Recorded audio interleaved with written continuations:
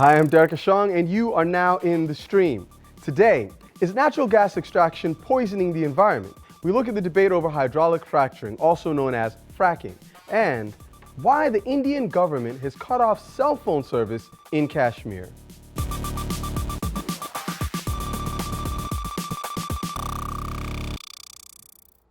Our digital producer, Ahmed Shihab Eldin, is here with your live feedback. Tweet him your comments and questions using the hashtag AJStream.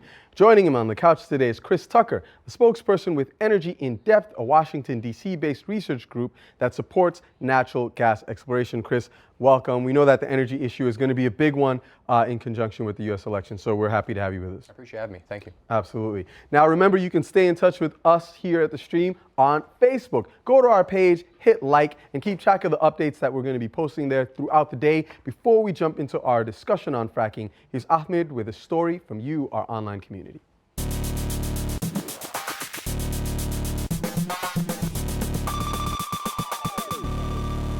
Thanks, Derek. Today in India, one man's Republic Day is another man's Black Day. This story was sent to us from Twitter user @RoofKatru from Kashmir. The 26th of January 1950 is one of the most important days in India's history, marking the country's independence from British rule. But this YouTube video right here from Lucknow is one of several military parades that's been held across the country. In the capital, New Delhi, more than 25,000 policemen and paramilitary forces guarded the streets with snipers deployed on rooftops. But the people of Kashmir see the anniversary in the world's biggest democracy as a Black Day. Images like this, passed around on Twitter by separatist groups in Indian-administered Kashmir, show their view that India is an occupier. Internet and mobile phone services were also jammed in the morning in order to prevent separatists from potentially triggering remote devices and presumably bombs during the parades. We spoke to several Kashmiri students who told us that that large parts of the region had no electricity and that a curfew prevented people from gathering in the streets despite the opposition's call for protests. In 2005, militants also used a mobile phone to trigger a bomb outside Bakshi Stadium, where celebrations were being held at the time. Now remember, this story was suggested to us from you, our online community, so if you have a story to tell, tweet us your ideas using the hashtag AJStream. For now, here are stories our community is following on Twitter.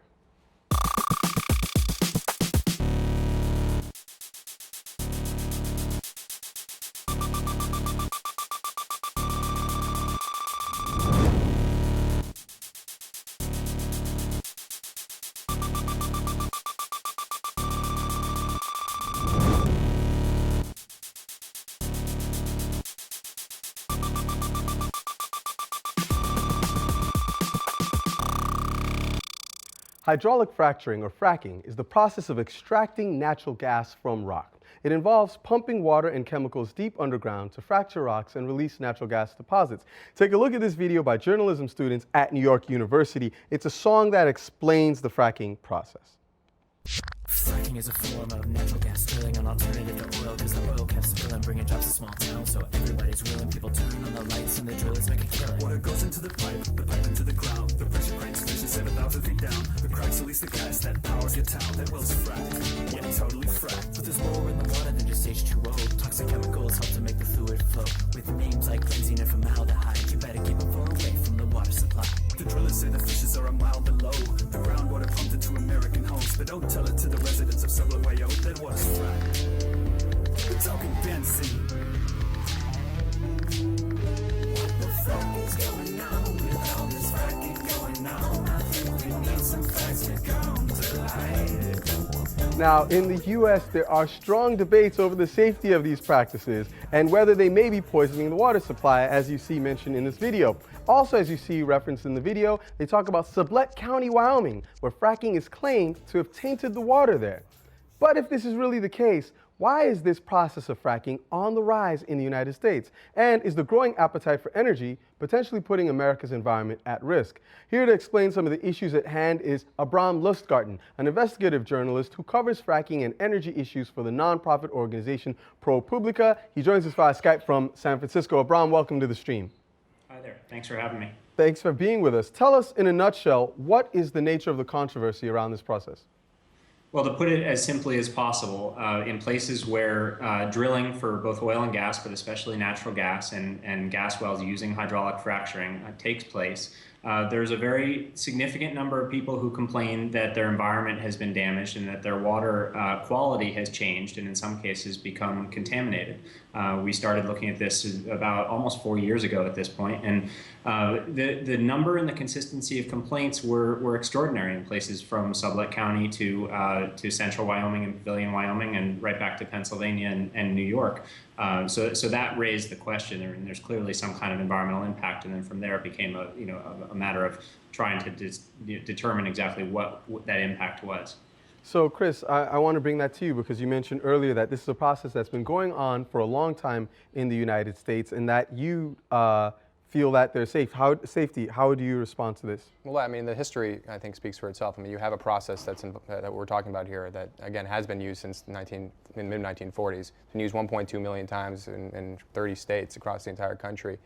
The record, I think, is a good one. I think that it is not the case that there's never been an accident. I think it's important to sort of understand, that if there was actually a fundamental flaw with the process, if the process was fundamentally unsound and even had an error rate of 1%, I mean, you'd literally be talking about tens of thousands of cases of contamination. That's not the case. The record is a good one. I think it's been confirmed by state regulators. It's been confirmed by federal regulators. It was mentioned this week in the President's State of the Union address. But just because the record is good doesn't mean it's perfect, as I said before. Mm-hmm. And so I think, generally, if you're constructing the well properly, you're casing it properly, you're cementing it properly, you're not going to have a problem. But if there are issues with those things, you might. Let me ask you something on that front, because you mentioned earlier that what's happening now is the shale drilling is happening closer to population centers. So if there has been some sort of room for error, is it not realistic that people would have greater concern if it's now possibly affecting many, many more people when you drill in population centers? Well, that's it. We're not drilling in downtown New York City. I mean, no one is drilling in downtown New York City, but the water doesn't come from under downtown. Well, that's it. I mean, we're trying to develop a resource, in the southern tier of New York. We haven't had the opportunity to go there yet, but that's a state that has 14,000 oil and gas wells, has a long history of oil and gas development. The first shale well was actually drilled in New York in the 19th century. Now, granted, that was a much shallower formation, and it was not fractured. Fracturing is, of course, as I said before, was invented in the 1940s. But, I think, again, the issue in New York, I think, in Pennsylvania and some of these eastern states is familiarity with the process. I mean, when you actually ask people, did you know that there's 14,000 active natural gas or oil and gas wells? In Pennsylvania, there's 57,000 active natural gas wells right now before we even got into the Marcellus there. There isn't, again, it's Pennsylvania and New York aren't Texas and Wyoming. They're not Texas and Oklahoma. Part of the reason we created this campaign was that so we can go out there and start educating folks about the technology, about the history, and answer questions that came up. Our folks are actually full of questions and a lot of comments, so let's jump right into our community. Yeah, it's interesting. To put it in a little bit of context, some of these tweets that we're seeing are trying to explain why they think it's on the rise. And in the context of the Occupy movement, where people are protesting against corporate greed, there are some similar themes here. We have KnowlesFan2011 on Twitter saying, because it makes people very wealthy and it's big business, natural gas companies are lobbying Congress heavily to allow more of it. We also have Noah Bird 11 saying fracking is on the rise because it takes less thought and makes more money to continue the same destructive policies. And the last tweet I'll read here from Koda Elmi saying, desperate times bring on desperate measures. The U.S. has high employment, so it is imperative to create jobs any way possible. Abram, do you think that perhaps because of this desperation, perhaps the government and these companies are overlooking safety issues?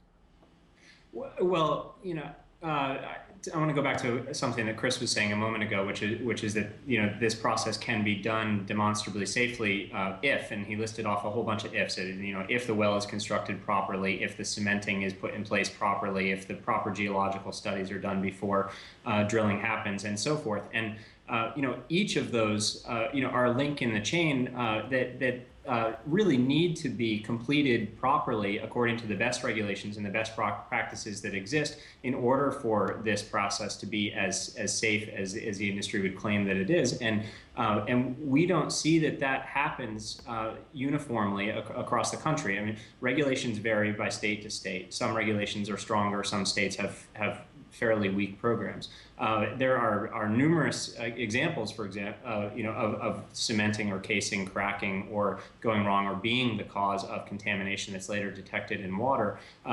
So each of those ifs are not necessarily fulfilled. So when you get to the question of, are regulators or are politicians skipping over the things that they could do to make this process of energy extraction as safe as it could be, I don't think that's deliberate, but I think that it happens. I think that there's inconsistencies in state programs, and that's part of why, at least some people are arguing for some kind of federal benchmark or federal standard that would set, at least a baseline of requirements. Let me bring that to Chris. Would your organization support federal standards for the process? Well, I think it's important to sort of understand how the debate's evolved over the past couple of years in the context of federal regulation. There's a bill out now in Congress, it's been around for a couple of years now, that seeks to regulate the hydraulic fracturing process under an act called the Safe Drinking Water Act. Now, the reality of the situation is that the Safe Drinking Water Act has never been actually used for that process before. So that people like to say that it's about closing a loophole in the law when, frankly, there was never a loophole to begin with. At the same time, again, we believe that the folks that actually know the issue best, that have the expertise, that literally have developed this expertise over not just years, but decades and generations, are on the state level. That's not to say that no process involved, that's not to say that there's not a federal role whatsoever in the context of oil and gas development. The Clean Water Act applies, especially when the water comes back up. You have to do something with it. If you want to send it to a treatment facility, you want to discharge it, that's a Clean Water Act element. If you want to dispose of it underground, that's a Safe Drinking Water Act element. Those are federal rules. Let me just have, for clarity, are you saying that the people who have a greater understanding of how this process works are mostly exclusively at the state level, therefore there isn't a role for the federal government in doing national regulation? Well, I'm saying that there are elements of the process that are regulated, that do require federal permitting, and the rest through primacy programs on the state and everything else. What I'm saying to you is exactly what it is our view, and frankly, I think it would be the view of the EPA if you ask them, their official position in terms of where the expertise actually resides and when it comes to regulating oil and gas and managing risk at the surface and underground. I think that's we have a regulatory regime that's been in place for a long time, and states have regulated that. Abram has mentioned that some states are, in his view, I think, inadequate. I'd be interested to know which states he thinks that's the case for. Which states don't have the proper regime in place. Abram. Yes. Your response. Well, first of all, I think it's not exactly accurate to describe, the Safe Drinking Water Act as not applying to hydraulic fracturing. It's a statute that was written exclusively to regulate anything or to include anything that's injected underground, and every industrial process, including many for the oil and gas industry that involve injection of fluids underground, even temporarily, are regulated under the Safe Drinking Water Act. It seems to be nothing more than a semantic difference to not include hydraulic fracturing, with the exception of the exemption that was passed to keep it from governance under that law in 2005. It may be that the EPA did not, in the 1980s or 1990s, exercise their authority to regulate hydraulic fracturing under the Safe Drinking Water Act, but they clearly had that authority until it was taken away, which is why I think accurately the 2005 exemption is described as a loophole. Abram, I actually want to bring in a clip and we're going to internationalize the conversation in a minute, but before we do that, I want to bring in a clip from the President's State of the Union speech this Tuesday, in which he discussed this very issue.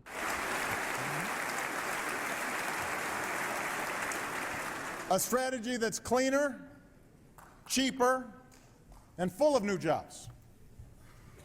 We have a supply of natural gas that can last America nearly 100 years.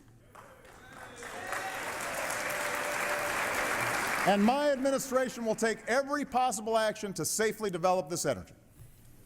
The experts believe this will support more than 600,000 jobs by the end of the decade. And I'm requiring all companies that drill for gas on public lands to disclose the chemicals they use. Because America will develop this resource without putting the health and safety of our citizens at risk.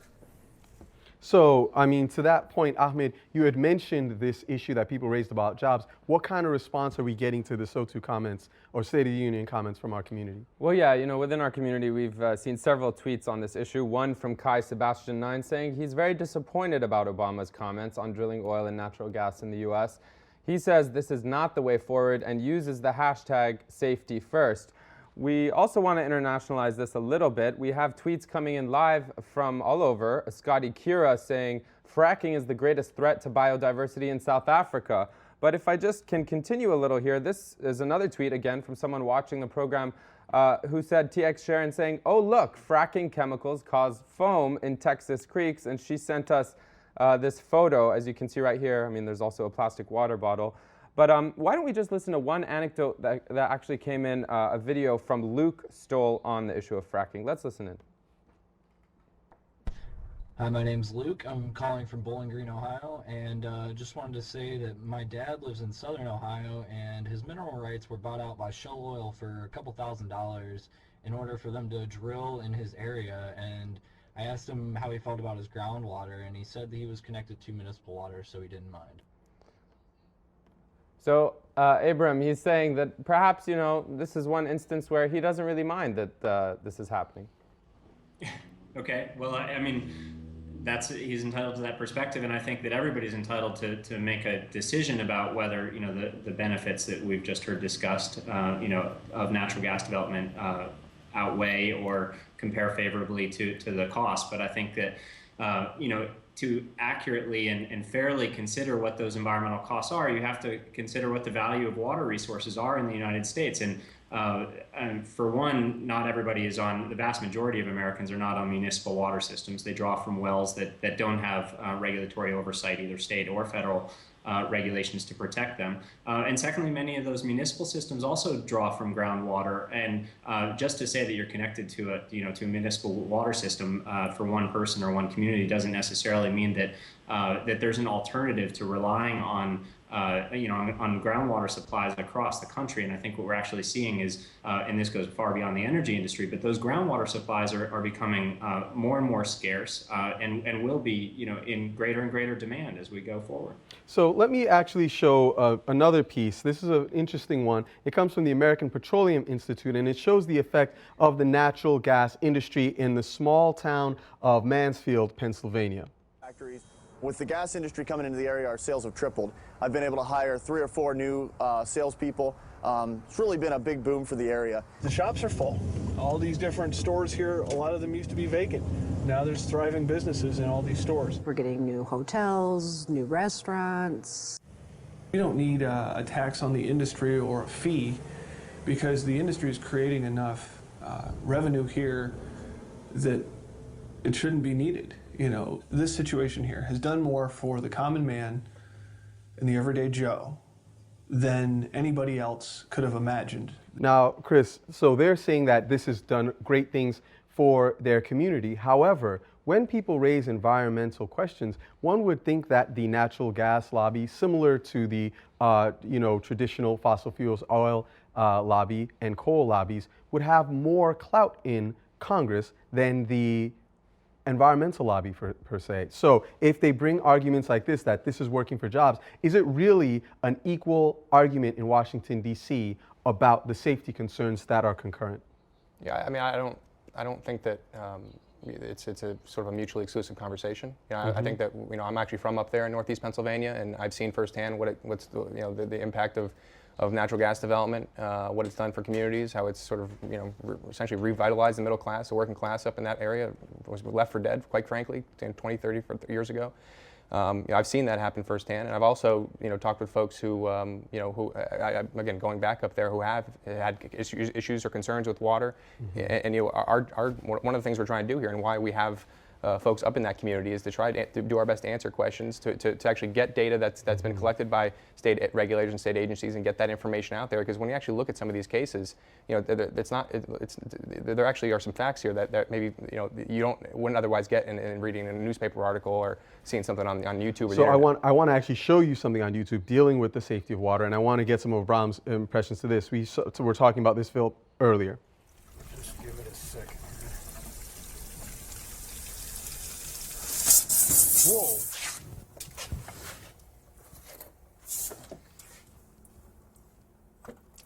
So this is a clip from a documentary film called Gasland, and Abram, I don't know if you can see it, but it actually shows a gentleman lighting the water coming out of his tap on fire. What are some of the health concerns that are being raised, the specific concerns that are coming up? Just to be clear, I mean, the lighting tap water on fire is from methane that has seeped into water supplies, and methane is the primary component of natural gas. Methane itself doesn't, it's not harmful to ingest it, and you're not going to get sick from drinking it, but it is an asphyxiant, and it presents a danger of explosion. Well, hopefully you're not smoking while you're drinking it then. Well, right. If you're in a confined space and it's built up, then no. Hopefully, you're not smoking it. But it's raised questions about where that methane has come from. There's been a prevalence of methane contamination in water supplies. In a lot of places that are drilled, and there's a debate around where that methane comes from. And I think it's different from place to place, and it gets into a really kind of down in the weeds scientific discussion. But methane has been shown to increase in water supplies in places where fracturing and natural gas drilling in general happens. Well, let me ask you another question on that front, though, Abram, because we have talked a little bit about the economic side of this. And when people make the argument that this could potentially raise, 600,000 new jobs within the decade, how do you respond to that? Because the country is in a state of economic malaise, some would say. Well, I mean, there's no denying economic benefits of resource development, of natural gas development, or any other, resource development. And I think it's just a question of, for individuals and communities to make about, which costs they're willing to accept in exchange for that economic development. I think it's there are economic costs to environmental damages as well. They come in the long term.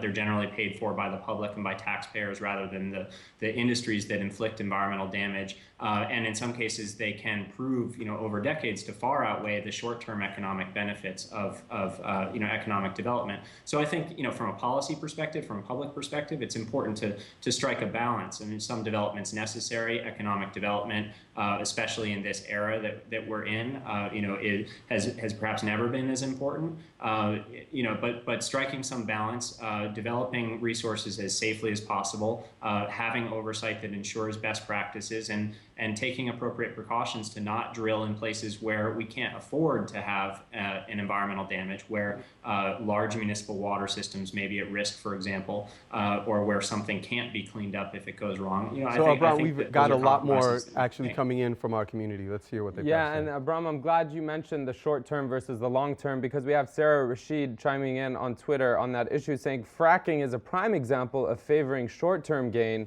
over long-term consequences. So perhaps commenting on the job issue there. But also, Chris, I want to put this to you because there's been a lot of media coverage of this of late, and Mother Jones magazine here in the U.S. has been leading it. They tweeted this. They said, in every fracking state but New York, it has contaminated water, sickened people, poisoned livestock, and killed wildlife. And someone from our community on the poisoned livestock says, Dizzy Shambles, don't know the authenticity of this picture, but it's still very scary regardless. And right here on Facebook, this is attributed to Lindsay K. Baker. I'll just read the caption. You see it says, a cancerous deer shot in Demock, Pennsylvania, lived near a stream where fracturing water has been said to be leaking. So the question to you, you're shaking your head, but is fracking really safe for us? Again, the answer, I think, is yes, and I think it's not. You don't have to take my word for it. You could actually ask, federal regulators. You could ask EPA. You could ask state regulators. There's a reason that was mentioned in the President's State of the Union last night. So you think it's not polluting livestock and contaminating water? No, I think that's right. I think in the cases of Dimmock in particular, a town that I grew up near and that I've been to several times, you have a situation up there where the state regulators have run the numbers, gathered the data, have come back and said hydraulic fracturing was not the cause of any issues that happened in Dimmock. Now, there's an active debate in Dimmock about what the situation is up there, how methane got into water, and that's going to be settled by science, hopefully. Right. But when you show pictures like that and you sort of say, well, look, this is what happens when you fracture wells. I mean, that doesn't align with literally the 65-year history we have of safe operations. And frankly, history again, it's been acknowledged by not just us. You don't take our word for it, but the Groundwater Protection Council and state regulatory agencies, EPA, DOE. there seems to be broad agreement that So the process can be done safely. On that point of not having to take any given word on it, we do want to discuss the fact that fracturing has actually been banned in some countries, and we want to get your experience and Abram on why they may have done that. I would ask you, first of all, thank you, Chris, and thank you, Abram. Thank you, Ahmed, for keeping our community connected. Stay with us. The post show is next at stream.aljazeera.com. But on Monday, we're going to be talking about the push by governments to censor the internet. In the meantime, we will continue the conversation on fracking. Use the hashtag AJStream to get involved. We'll see you online.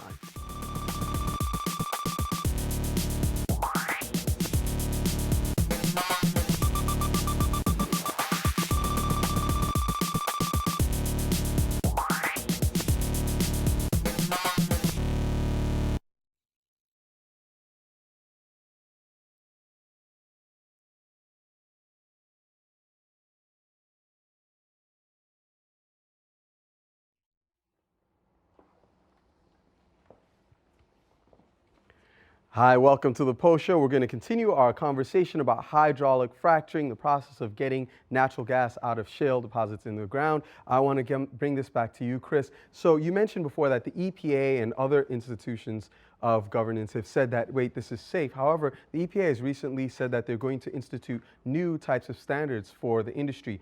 Why, and particularly for the I guess, dismissal or getting rid of the wastewater products. Why would they be moving to consider new regulations if the process is as safe and lacking in concern as you are arguing? Well, I think in the specific case of wastewater treatment regulations, I mean, what we had was a situation in Pennsylvania where stories were being generated talking about how it could present a risk if you actually took that water out of the well and then sent it to a treatment facility. There was concern that the treatment facility didn't have the right technology to make sure that it was clean when it was being discharged. The state of Pennsylvania actually gathered information, gathered data on that proposition, and came back and found that there wasn't a danger. But that said, I mean, in terms of water, that's a good, because early on that was the big challenge, right? What are you actually going to do with the water that comes back out of the well? Mm-hmm. And there were legitimate questions 3 years ago about that concept, because really there weren't a lot of great options 3 years ago. What's happened over the past year and a half, though, is operators are now really focusing on recycling, reusing the water. We don't need fresh water to fracture a well. It could be salt water, it could be water that's reused. We're at the stage right now in Pennsylvania where literally 90% of the water that comes back up is being reused and recycled. And the more you reuse, obviously the less you need to dispose of also. But the third benefit to it is that the less you have to truck around back and forth. So the fewer trucks on the road. And frankly, for a lot of these smaller communities, when you actually go to the smaller community and you go there in the town hall meeting and you say, what's your biggest concern? The first three hands that raise up are concerns about truck traffic and trucks on the road. So that's a way to cut down on that. Still talking about what's happening in the trend line. So we've seen that there have been regulations coming out just on the state level in Texas and in Wyoming. Colorado has recently passed some of the toughest state regulations in the country. And you do see that federal regulators are taking an increasing interest. Now, you mentioned that this has been going on for decades. However, we've seen a massive rise in capacity and output over the course of the last 10 years. So are we moving in a trend towards people having greater concern for the environmental impact, or is it possible that simply by virtue of how much drilling is being done, there is a greater risk? Yeah, I think if you're reading the newspapers, you get the impression that there's a huge boom going on, that hundreds of thousands of wells are being drilled every day, everywhere across the country, and it's all because of this hydraulic fracturing technology that's apparently new. I mean, the reality is that in 2005, I'll just give you an example of Pennsylvania because that's where I'm from.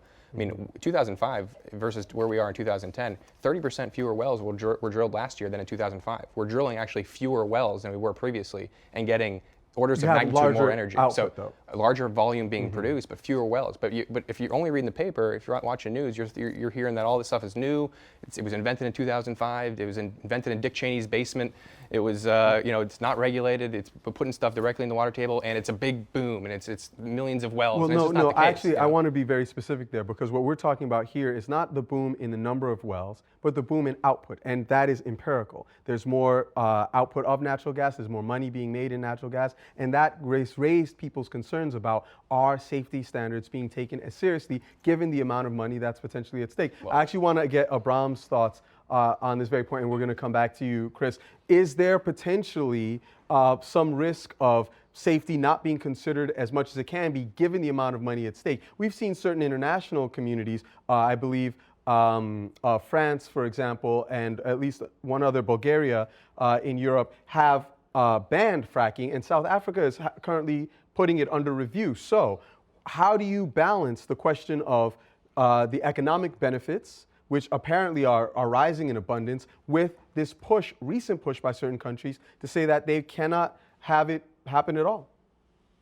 Well, I don't know if that's not a decision that I can make. I mean, that's a decision that these governments have to make based on their various interests and the various pressures that they cope with. I'd love to pretend that I can speak for the French people, who recently banned hydraulic fracturing. Suppose that they're alarmed by the news that they hear of incidences of environmental contamination, environmental harm coming out of the United States, whereas some of the Eastern European countries have to balance those concerns, a little more delicately with some of their other geopolitical concerns, the desire to, wrest themselves from the influence of Russia as a gas supplier. For instance, and also a greater economic need for economic development in that part of Europe, of Eastern Europe. So, I think it's complicated, and it depends on which part of the country and which part of the world you're looking at. You see some of the same dynamics in the United States.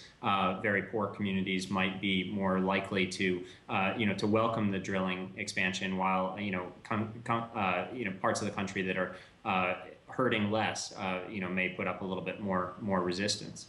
All right, let's go to our community. Ahmed? Yeah, there's actually a lot of comments coming in on this. Some people actually defending and taking issue with some of the things we've shown. Steve Everly saying the flaming faucet from Gasland was determined to be unrelated to oil and gas activity by Colorado regulators. But on the issue, Chris, for you, on the issue, this question comes to you on the issue of safety. Eamon McBride saying, are environmental assessments carried out on all fracking projects in the U.S.? Assessment and mitigation is key for environmental and human safety. So are environmental assessments being carried out on all fracking sites? Right. I mean, I think again, there's this impression that we just decide that we're going to go drill a well there and fracture it, and maybe we tell regulators, maybe we don't, and we're often running because it's not regulated, right? Completely. It's not the case. We have to go through an exhaustive process to get a permit. I mean, if you've seen the actual tome that you have to fill out and the things that the pre-work you have to do from the environmental assessment standpoint. It is significant. And I think just on that point, and we should have some clarity, because I think that you've made a really interesting and strong argument from the industry perspective of why people should be taking this seriously. And I think that it's a real point to be considered. We look at production of natural gas. The reports we've been reading say that it gives 50% less release of for example, CO2 than coal production. So some are arguing that this is a way towards clean energy. However, the concern is that we've seen examples in this country of different industrial processes that have harmed communities, and the companies have not necessarily been at the vanguard of protecting those communities. We've seen examples in other countries. I mean, we were doing a show about Occupy Nigeria the other day, and we were talking about the amount of oil spilled in the Ogoni Delta is equivalent to about an Exxon Valdez spill every year, some people say. So these are examples of companies, American companies even, not necessarily taking the kind of care for the environment as one might expect. And I want to get Abram's thoughts on this first, but for you, I just am wondering, Chris, if you can see why people have concerns. Right. I given the narrative that's been out there, I could absolutely understand that people would have concerns. Absolutely. Given what they know of the information and what they actually know of the history, again, they think it's new, they think it's unregulated, they think it's exotic, they think it relies on, chemicals that come from the planet Jupiter. That's not the case, but we have a hell of a task ahead of us in terms of explaining that to folks. But listen, I think as a general proposition here, you talk about other industries of the past. We operate in a fishbowl. The fact that Abram's work, New York Times, every day there's a front page story, it seems. People cover this thing. They cover it very aggressively. And we're going to be in these communities for the next 30, 40 years. It's going to take a while to get this resource out. We know that. We know we're going to be in a fishbowl. We know we're going to be held to a higher standard. And it's frankly, it's too big of an opportunity. Even with natural gas prices at $2.30 right now. Historic lows. Which is great for consumers. It's great for manufacturers. So let's get a final thought from Abram before we let you go. Well, I'll just go back to Chris's last point about regulatory oversight. I won't pretend that there's no regulatory oversight over drilling in general, but a lot of these permits vary from state to state. I mean, the state of Texas, but last time I checked, unless it's changed, had a policy in place to permit a new natural gas drilling well within 72 hours, 3 days of submitting your paperwork, and you were guaranteed an answer on whether that well is going to go forward or not, and most of them go forward. Most states do not require any special permitting for hydraulic fracturing. If they require anything at all, it's a notice to the state that it happened after the fact.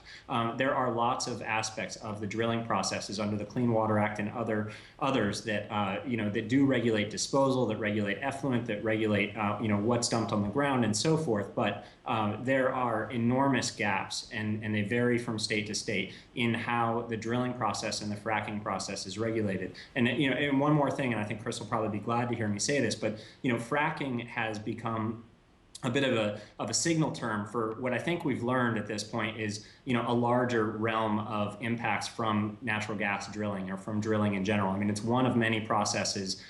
There are other parts of the processes that can also cause some environmental harm. And at this point, I think what's clearest to say is that where the drilling happens, where drilling mud and chemicals are pumped underground, and then fracking chemicals are pumped underground, and then the earth is cracked, and then this stuff is taken out of the ground and handled in various ways, sometimes carefully, sometimes not, there are consistent environmental impacts in each place where this happens across the country.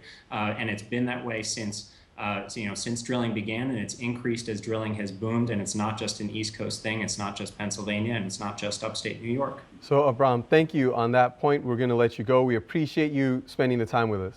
Thank you for having me. Now, I want to get, actually, before we come back to some points from Ahmed, just quickly for you, Chris, we got this tweet from @EarthWorksRocks that says, how about letting us know what chemicals are used in fracking? Is competitive advantage more important to you than health? Would you be a proponent of the full transparency on the chemicals that are used? Yeah, I mean, this is one of those issues that's been frustrating for us because we've obviously not done a very good job of explaining to people that a lot of information is already out there.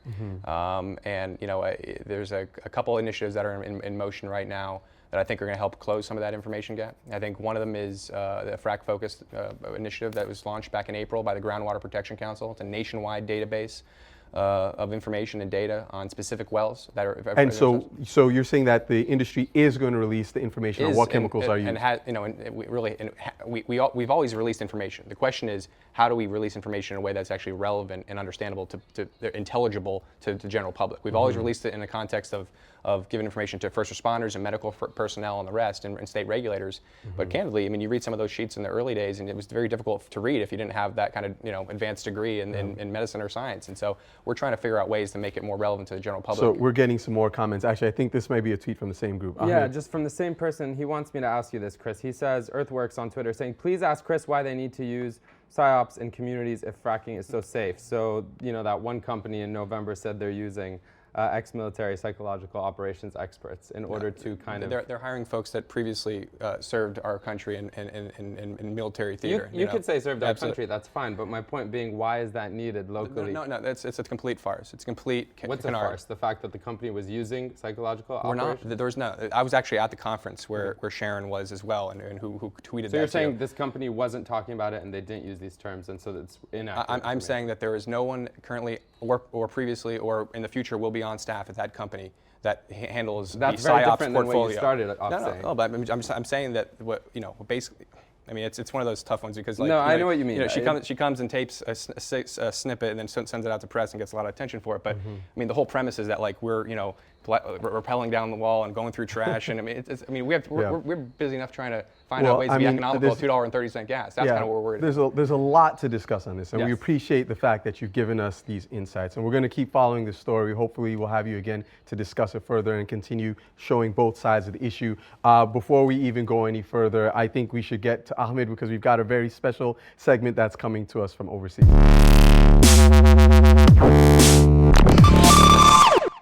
Thanks, Derek. Well, today we're doing things a little differently. We usually do a lead section at the end of the show, but what we're going to do is look at stories that are trending in social media in Turkey. And for that, we have via Skype from Istanbul, Nigar Hajizadeh. She is our social media manager at our soon-to-be-launched sister channel, Al Jazeera Turk. Nigar, tell us what's going on where you are. What stories are you following? The most recent thing I was following was the removal of this course called National Security course, which has been around for 30 years now. The Prime Minister announced this on Tuesday, and he also mentioned that this has been sort of a point of criticism coming from the European Union as well. And it's been pretty interesting and instructive to follow the debate that's been going on social media since then. Well, thank you for that context. Maybe you could give us a little bit more as to why this is really relevant. What makes this so important domestically in Turkey? Right. To give you a little more background, this course was introduced in 1980, which is around the military coup that happened then, and it's been taught by retired army officials, high-ranking officials, and the subject matter has been sort of, the enemies of Turkey within the country and outside, and why we need a strong army to protect the country from those enemies. So this new step is definitely a step away from militarization, which has a lot to do with education, which is something both, the supporters and the critics agree on. Right. Speaking of the critics, we often follow the community in Turkey. We know there's over 27 million users of the internet there, so I'm assuming there's been a lot of reaction online. What are you seeing? Yeah, pretty strong reaction actually. Primarily two kinds, I can say. One is negative, and for people for whom the army is, should be influential. They are the protectors of this country. This is a worrying step. It's a step backwards, so to speak. And one of the visuals actually that was tweeted a lot was this memo from the Minister of Education saying now Arabic language courses are going to be introduced.